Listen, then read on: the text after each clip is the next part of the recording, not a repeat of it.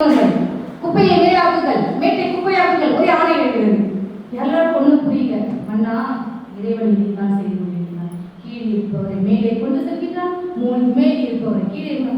மன்னன் கை தொழுது அந்த மகளை கூத்தாடினான். ஆகா, ஒரு சிறு குழந்தைக்கு எப்படி சிற்றுளிதான் பெருமலையை உடைத்து தள்ளும் என்பது போல இவ்வளவு அறிவார்ந்த செய்தி இந்த குழந்தையிடம் இருக்கிறதா? இதை எதற்கு சொல்லுகிறேன் என்றால், இதே போலதான் சிறு வயது எப்பயுமே நம்ம பார்த்தீங்கன்னா குழந்தைகளை சிறு வயது முதலே ஒன்றை பழக்கி விட்டோமானால் அது பசு மரத்தானை போல் நாம் இன்னைக்கு சொல்றோம், பிள்ளைகள்லாம் தவறா போறாங்க, அப்படி செய்யறாங்க, இப்படி செய்யறாங்கன்னு. சிறு வயதிலேயே நாம் என்ன பழகுகின்றோமோ அதுதான். நாங்கள் நேற்று கூட பொது தேர்வு செய்முறை தேர்வு நடக்கின்றது. அந்த இடத்துல வெளியில காலை பேரவையில தேசிய பண் இசைக்கப்படுகிறது, நாட்டுப்பண். உடனே நாங்கள் ஆசிரியர்கள் எழுந்து நின்று ஒவ்வொருவராக எழுந்து நின்று அமைதியாக நின்றோம். ஆனால் செய்முறை தேர்வை செய்து கொண்டிருந்த மாணவர்களை நாங்கள் யாரிடமும் சொல்லவில்லை. அவர்களே ஒவ்வொருவராக எழுந்து நிற்க ஆரம்பித்தார்கள். இதுதான் போல செய்ய குழந்தைகள் நாம் என்ன செய்வோமோ அதுதான். சேக்கிழார் சின்ன பிள்ளையா இருக்கும் போதே பார்த்தீங்கன்னா அவ்வளவு அறிவாளர்களாக இருக்கும். இதே சூழல், இதே போல மன்னன் சேக்கிழாருடைய அப்பா கிட்ட கேள்வி கேட்க 3 கேள்வி. அந்த 3 கேள்விக்கு பதில் தெரியாம அவங்க அப்பா தவிக்க, அந்த 3 கேள்விகள் என்ன? உலகத்தை விட பெரியது எது, கடலை விட பெருசு எது, இப்படி 3 கேள்விகள். மலையை விட பெரியது எது? அப்பொழுது திருக்குறளை படித்துக் கொண்டிருந்த சேக்கிழார், அருள்மொழி தேவர் என்று பிள்ளை பருவத்தில் பெயர் கொண்ட சேக்கிழார் 3 திருக்குறளை எழுதி தன் தந்தைக்கு சொன்னார். இந்த உலகத்தை விட பெரியது எது? காலத்தினால் செய்தது சிறிதினும் ஞானத்தின் மானது. எந்த இதையும் நீங்க உதவி ஒருத்தவர்கள் செய்யறனா நேரத்தோடு செய்தால் அது உலகத்தை விட மிக பெரியது. சரி, கடலை விட பெரியது எது? பயன் தூக்கார் செய்த உதவி நயன் தூக்கின் நன்மை கடலிலும் பெரியது. பயனை எதிர்பாராமல் ஒருவருக்கு செய்கின்ற உதவி கடலை விட பெரியது. சரி, மலை விட பெரியது? நிலையில் தெரியாது அடங்கியான் தோற்றம் மலையிலும் மாணது. மலையை விட பெரியது இல்லை. இதை எடுத்து சென்று சொன்னோடனே மன்னன் மகிழ்ந்து போன உடனே அவருக்கு பட்டமளிக்க வந்தபோது, இது எனக்கல்ல, என் மகனுக்கு சென்று சேருவது. இப்பொழுது அந்த இடத்துக்கு சேர்க்கிறார்.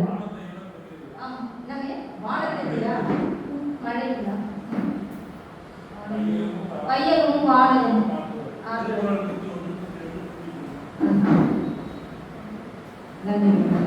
வையகமும் வானகமும் ஆற்றுறது. இது ஒரு அடுத்த முறையை நான் ரொம்ப மகிழ்ச்சி. இதுக்குதான் பெரியோர் அவைக்கெல்லாம் வர வேண்டும். வானத்தை விட பெரிய ஒரு தகவலை எனக்கு கொடுத்திருக்கின்றார் என்று சொல்லும்போது இந்த அமைப்புக்கு என் பணிவார்ந்த தலைத்தாழ்ந்த நன்றியை நான் தெரிவித்துக் கொள்கின்றேன். மீண்டும் மீண்டும் என்னை படிக்கக்கூடிய ஐயாவுடைய பாதம் தொட்டுதான் நான் படிய வேண்டும் என்று நினைக்கிறேன்.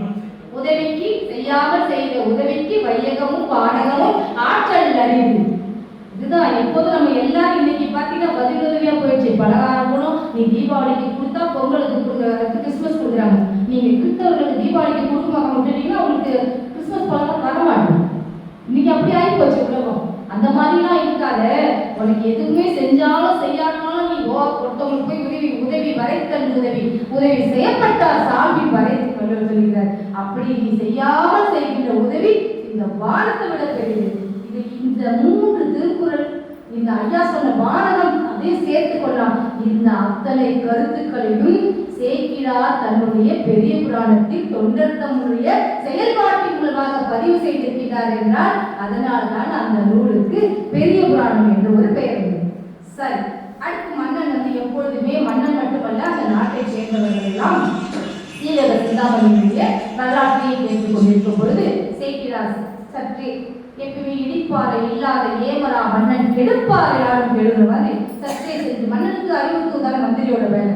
அப்ப மன்னனிடம் சென்று, இந்த அவகதையை கேட்கிறீர்களே, சிவகதை இருக்க அவகதை அப்படியா? அவகதை இது என்று சொன்னால் சிவகதை எது உனக்கு தெரியுமா?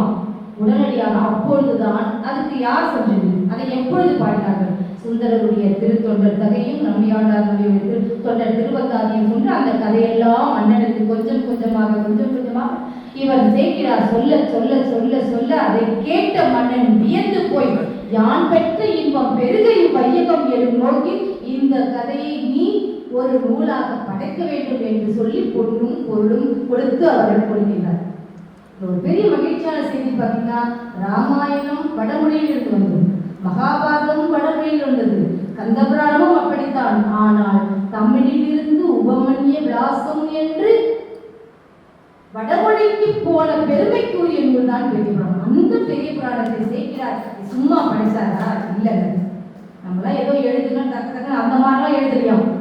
அந்த 63 நாயன்மார்களுடைய வரலாற்றை பாடணும். 63 நாயன்மார்கள் இருக்கின்ற ஊர்தோறும் சென்றார். மன்னன் தான் நிறைய பொருள் கொடுத்துட்டார் இல்லையா, போவதற்கு காசு வேணும் இல்லைங்களா. அருள் நூல், அந்த அருள் நூலை படுவதற்கு பொருள் மூலம் பொருளும் தேவை இல்லையா. பொருள் இருந்தால் அதனால அந்த அடுத்த இடத்துக்கு போறார். போயிட்டு கல்வெட்டு செய்திகள், அங்கு இருக்கக்கூடிய ஊரிடம் மக்களிடம் எல்லோரும் கேட்டு கேட்டு சாதாரணமாக பெரிய புராணத்தில் எந்த பொல்லாத இல்லாத கதையோ கிடையவே கிடையாது. அதனால்தான் அது பெரிய புராணம். உண்மையை உள்ளபடி விசாரித்து தகவல் திரட்டி எப்படி ஒரு முனைவர் பட்டத்துக்கு நாம் தேடி தேடி தேடி தேடி தகவல்களை குறித்து வைத்துக் கொண்டு அந்த தகவல்களை கொண்டு அதன் பிறகு அதை ஒழுங்குபடுத்தி எப்படி நாம் ஆய்வை சமர்ப்பிக்கின்றோமோ அதுபோல இவர் ஊர்தோறும் சென்று நாயன்மார்களுடைய வரலாற்றுக்குரிய அடிப்படையான செய்திகளை எல்லாம் குறித்து வைத்துக் கொண்டு வந்து சில இடங்களில் அவருடைய பெற்றோர் தெரியவில்லை என்றால் அவர் அந்த பெற்றோரை பதிவு செய்யவில்லை. தவறான ஒரு பெற்றோருடைய பெயர் இதுதான் சேக்கிழாருடைய சிறப்பு. அந்த தோத்திர பாடல்கள் ஒவ்வொன்றும் பார்த்தீங்கன்னா ஒரு கருத்து ஆழமான செய்தி வைத்திருக்கின்றார். அப்படிப்பட்ட இவர் சரி இப்ப எல்லாம் குறிப்பெல்லாம் எடுக்கிறார். எங்க போற? தில்லைக்கு போற. தில்லையில தான் ஒரு அறையில தேவாரங்கள் மலர் கொத்தோடு 3 பேர் இருந்தாங்களாம். நம்பியாண்டார் நம்பிக்கை பொல்லா பிள்ளையார் தான் எடுத்து சொன்னாருன்னு சொல்றாங்க இல்லையா. அப்ப இவங்களை ஊர்வலமா எடுத்து போய் அந்த 3வரையும் சிலைகளை கொண்டு வச்சுன்னா அந்த திறந்தது தேவார நூலை செல்லரித்து போய் இருந்தது. அப்போ ஒரு அசரீதியா தேவையானதை மட்டும் விட்டு மீறி தான் அழிந்து விட்டது என்று சொல்ல அதை வைத்துக் கொண்டுதான் நம்பியாண்டார் நம்பி பொல்லா பிள்ளையார் சொல்வதற்கேற்ப அவர் தன்னுடைய எதிர்படுத்தார்கள். அதுபோல சேக்கிழார் போய் தில்லையம்பதிக்கு போய் பொற்றாமரை குளத்தில் மூழ்கி மெய்தான் அரும்பி விதித்து கைதான் தலை வைத்து கண்ணீர் ததும்பி வெதும்பி உள்ளம் இறைவனை பார்த்து அவர் வேண்டுகிறார். இறைவா, நான் தொண்டர்த்தம் பெருமையை பேசிக் போகின்றேன், எனக்கு அதை எடுத்து கொடுக்க வேண்டும் என்று சொல்லும் பொழுது உலகெல்லாம் என்ற ஒரு அசரீரி குரல் கேட்கின்றது. இந்த அசரீரி குரலை சேக்கிழார் மட்டும் கேட்கவில்லை, தில்லையம்பதியில் உள்ள அந்தணர்களும் கேட்கின்றார்கள். வியந்து போன அவர்கள் சேக்கிழாருக்கு பரிவட்டம் செய்து மலர் மாலை சூடி அந்த மலர் சூடை சூடி அவரை அழைத்து செல்கிறார்கள். 1000 கால் மண்டபத்திற்கு சென்று அமர்ந்து சேக்கிழார் மிகவும் நிதானமாக பொறுமையாக தான் தேடிய தான் தொகுத்தளித்த குறிப்புகளை கொண்டு சேக்கிழார் பெரிய புராணத்தை எழுதி முடிக்கின்றார். அவர் எழுதி முடித்தவரை முதல் பாட்டு எதை வைக்கிறார்? உலகெல்லாம் உணர்ந்து ஓதற்கருவிய அறிவன் நிலவுலாவிய நீர்வழி வேலியன் அலையில் ஜோதியன் அம்பலத்து ஆழ்வான் மலர் சிலம்படி வணங்கி வாழ்த்தி வணங்குவோம். இதுல திருப்பாடல பதம் பிரிக்காம உலகெல்லாம் உணர்ந்து ஓதற்கவே பாத்தீங்கன்னா இயல்பாகவே இறை அருளால் அதில் 63 எழுத்துக்கள். அதே நீங்க பதம் பிரிச்சு உலகெல்லாம் உணர்ந்து ஓதற்கு அறியவன் பிரிச்சு பார்த்தீங்கன்னா 72 எழுத்து வருது.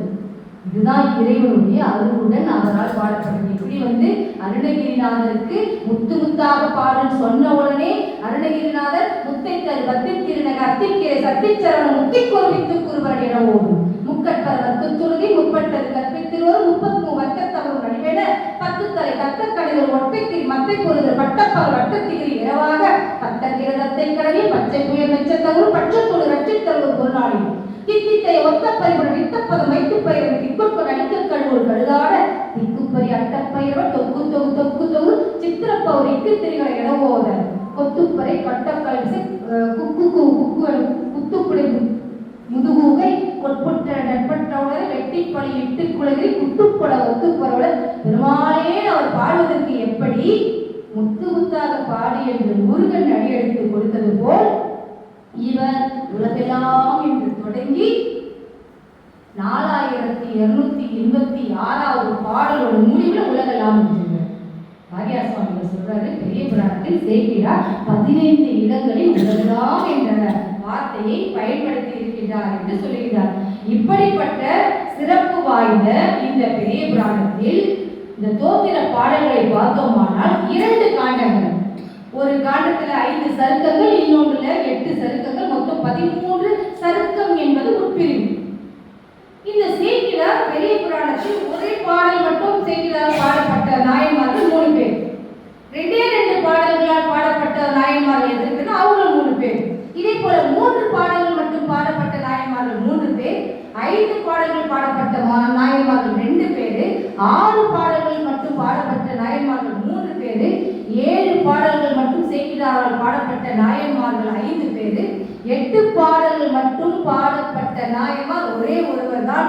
9 பாடல்களை மட்டும் பாடிய நாயன்மார்கள் 4 பேர், 10 பாடல்களை பாடிய நாயன்மார்கள் 5 பேர், 11 பாடல்களை பாடிய நாயன்மார்கள் 4 பேர், 12 பாடல்களை பாடிய நாயன்மார்களாக 2 பேரையும், 13 பாடல்களை பாடிய நாயன்மார்களாக ஒருவர், 17 பாடல்களை பாடியவர் ஒருவர் தான், 18 பாடல்களை பாடியவர் 3, 20 பாடல்களை பாடியவர் அதிபக்தர் ஒருவர் மட்டும்தான். 20க்கும் மேற்பட்ட பாடல்களை பாடிய நாயன்மார்கள் நட்சத்திரங்கள் 27 போல் 27 நாயன்மார்களை படைத்திருக்கின்றார் சேக்கிழார். இப்படிப்பட்ட இந்த சேக்கிழாருடைய பெரிய புராணத்தை நாம் படிக்கின்ற போது நமக்கு என்ன கிடைக்கும் பார்த்தீங்கன்னா, நில உலாவிய நீர்மலி வேலியன்னு சொல்றேன். அப்படின்னா இறைவன் தலையில் நீரை, கங்கையை வைத்திருக்கின்றான். எதற்கு வைத்திருக்கின்றான் போது இதற்கும் வாரியார் சுவாமிகள் நல்ல ஒரு கதை சொல்றாரு. ஒரு குழந்தை விளையாடி கொண்டிருந்த குழந்தை ஜலதாரையில விழுந்துச்சு. ஜலதாரை என்பது சாக்கடை மாதிரி ஒரு அசுத்தமானது. சரி, சாக்கடையில விழுந்துச்சு, குழந்தைய விட்டுடுவோமா? என்ன செய்வாங்க? உடனே அந்த குழந்தையை தூக்கி நல்ல தண்ணியால என்ன செய்வாங்க? குழந்தைய குளிப்பாட்டுவோம். ஒரு சொப்பு தண்ணி இருந்தா கூட போதும். அந்த குழந்தையினுடைய அதை எடுத்து அதை ஒழுங்குபடுத்தி அந்த குழந்தையினுடைய அசுத்தத்தை போக்கி விடுவோம். அது போல இந்த நீர்மலி வேண்டின்றது ஏன் அவர் கங்கையை வச்சிருக்கிறாருன்னா, இந்த உலகத்தில், இந்த உலகம் முழுவதும் இருக்கின்ற நம்முடைய மலர்கள் எல்லாம் கழுவ வேண்டும். நம்முடைய அசுத்தங்களை எல்லாம் யார் ஒருவர் சிவனை அடைந்து விட்டீர்களோ அவர்களுடைய அசுத்தங்களை எல்லாம் நீக்குகின்ற அந்த அருள் இருக்கின்ற நீர்மலி வேண்டும். அழகில் ஜோதி என்ற அழகில் ஜோதியன், ஜோதி வடிவானவன் இறைவன். இறைவன் ஒளி வடிவானவன். ஒளிதாங்க இறைவன். நம்ம சொல்றோம் கடவுள் சொல்றோம், அது கல்லு. அந்த கல்லை சிற்பமா வடிச்சாலும் அது கல்லுதான். அந்த கல்லை கோயிலுக்குள்ள கருவறையை வச்சாலும் அது கல்லுதான். அப்ப என்ன செய்யறோம்? யாகம் வளர்க்கணும். யாகம் வளர்க்கும் போது என்ன செய்யறோம்? எல்லா திரவியங்களும் அதுல போடணும். சுத்தி தண்ணி இருக்கு, கும்பம் இருக்கு இல்லையா? அப்போ பல்வேறு புலவர்களால் தோத்திர பாடல்கள் பாடப்படுகின்றது.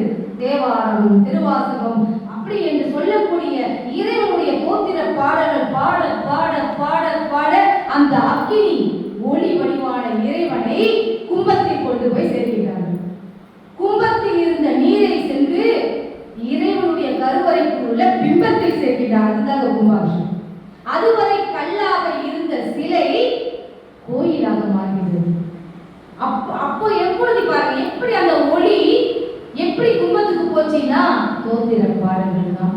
இப்படிப்பட்ட சிறப்பு வாய்ந்த 63 நாயன்மார்களுடைய வரலாற்றின் மூலமாக தோத்திர பாடல்களை தந்த பெருமைக்குரியவர் தான் சேர்க்கிறார்கள்.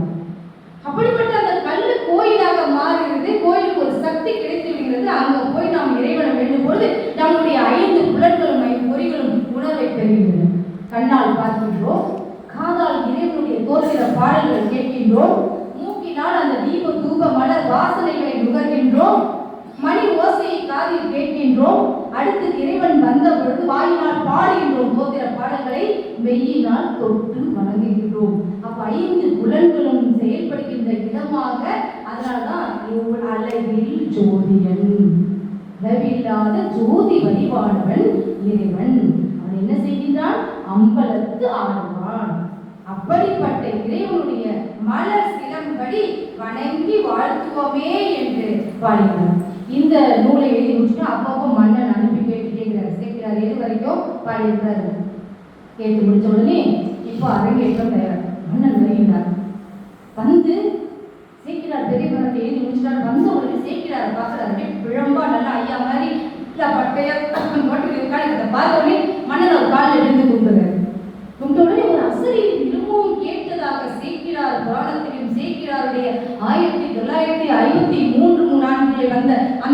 ஆராய்ச்சி நூல்களிலும் பதிவு செய்யப்பட்டிருக்கிறது.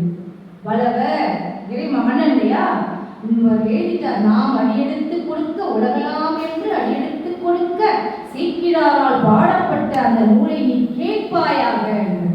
இதை கேட்ட மன்னன் மகிழ்ந்து போய் ஓலை அனுப்பி அந்த ஒரே திருவிழாக்குளம் முடிந்ததாம். எல்லோரும் அந்த சீக்கிராரால் எழுதப்பட்ட பெரிய புராணத்தை என்ன செய்தார்கள் தெரியுமா? அந்த 1000 கால் மண்டபத்தில் உள்ள கனக சபையில அந்த இடத்துல 6 கால் மேடை ஒன்று அமைக்கிறாங்கன்னா, அந்த அமைச்சு அதை அந்த மேடை எப்படி அவர் ஃபர்ஸ்ட் கோமியத்தை அவங்க எழுதுறாங்க, மெழுகிட்டு அருகம்பிள்ளினால் மேடை அமைத்து மேலே பட்டு துணியை சாத்தி அதற்கு மேல் தீப தூபம் காட்டி சேக்கிழாருடைய பெரிய புராணத்தை வைத்து மலர் தூவி திருஞான சம்பந்தர் பிறந்த திருஞான சம்பந்தர் உமையம்மையிடம் பால் குடித்த அந்த நன்னாளாகிய சித்திரை திருவாதிரை திருநாளில் அவர் பெரிய புராணத்தை அரங்கேற்றம் செய்ய தொடங்குகிறார்.